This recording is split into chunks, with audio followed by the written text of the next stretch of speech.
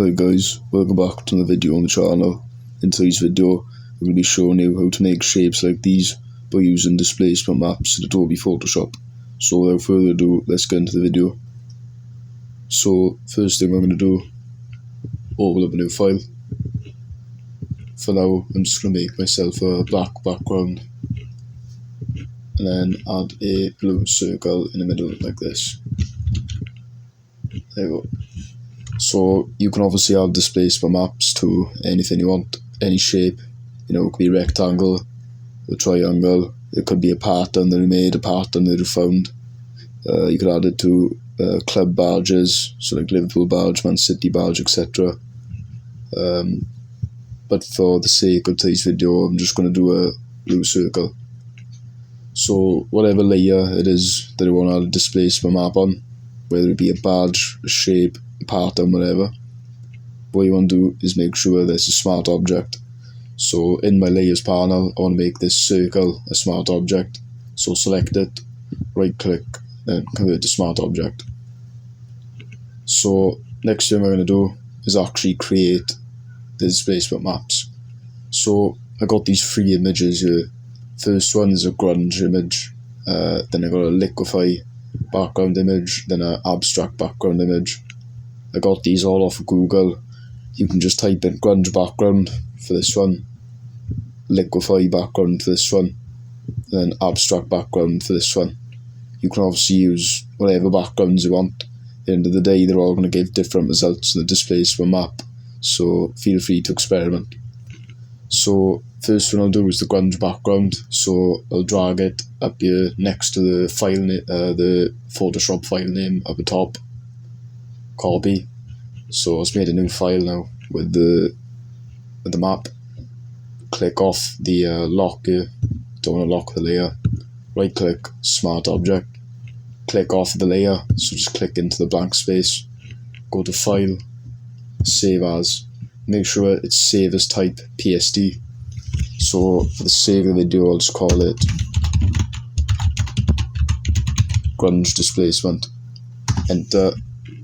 Okay. So if I come back to this original document I made, so with your layer selected, go to filter, distort, displace. So for now, just to make it quite minimal to start off with, we'll go for 10 horizontal, 10 vertical, stretch to fit, repeat edge pixels, and embed file data in smart object. So press OK. Now select the PSD that you add. Obviously I call mine grunge displacement, whatever you call yours. Just press on it. And there you go. So that's just like quite a minimal look with the displacement.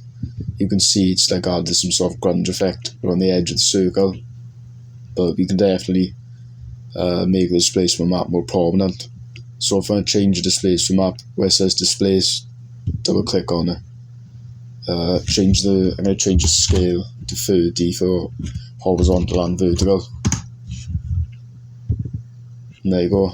It's added, as you can see, a little bit more of a displacement to it. So next thing I'm going to try is the liquefy background. So go to my files, liquefy background here. Once again, drag it up top there, new file, click off the lock, right click, smart object, click into the blank space, file, save as,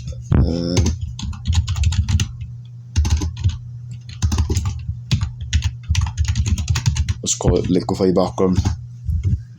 Okay, so go back to your document once again. So filter, distort, displace. I'll keep it at 30-30. Okay, then press on the background there. So as you can see, it has literally just displaced the shape. I'm going to try something different. So where it says displacement map stretch to fit, if I change it to tile, okay, liquefy background, you got a different result there. I'm going to try increasing it quite a lot. Go for 100 for both of them. Liquefy background. So as you can see there, I made like a nice little shape from that. it's all about testing different things out, different numbers, different backgrounds. If I was to put it back to stretch to fit, that's what we get. It's like that could easily be used for a background, or for a shape, wherever you want to put it. So just want to try one more quickly, give us a different result. So files, so this is the abstract background, drag it up the top, click off the lock, right click, smart object, click into the blank space, file, save as, abstract, e.g. Make sure that for save as type it's on Photoshop, so you can see it's about to be a WebP file, Photoshop, save, okay. So go back to document once again, double click on the displace, okay, abstract, BG. So as you can see there, it's created another shape, and I'm going to try it out now on tile instead of stretch to fit, okay, abstract, BG. So yeah, it's basically about experimenting with different backgrounds. I'd say if you get a nice background, when you make a PSD file, with your displacement map for it, just adjust the horizontal and vertical scales, and then definitely try to vary it between stretch to fit and tile, because they can give quite different results. Like this is tile that I've got here, but if I change that to stretch to fit, so you can see we got a pretty different result there. Once again, you could use that as a shape to make a background or whatever, but then you can obviously apply this to club badges as well. So the main thing to take away from the video is, if you find a background you like, whether it be grunge, liquify, abstract, whatever, you have to make a PSD file, literally just with that in the PSD file. This is just a PSD file of one layer, which is the background, and then filter, distort, displace, okay, then select the PSD file. So I hope this video was helpful.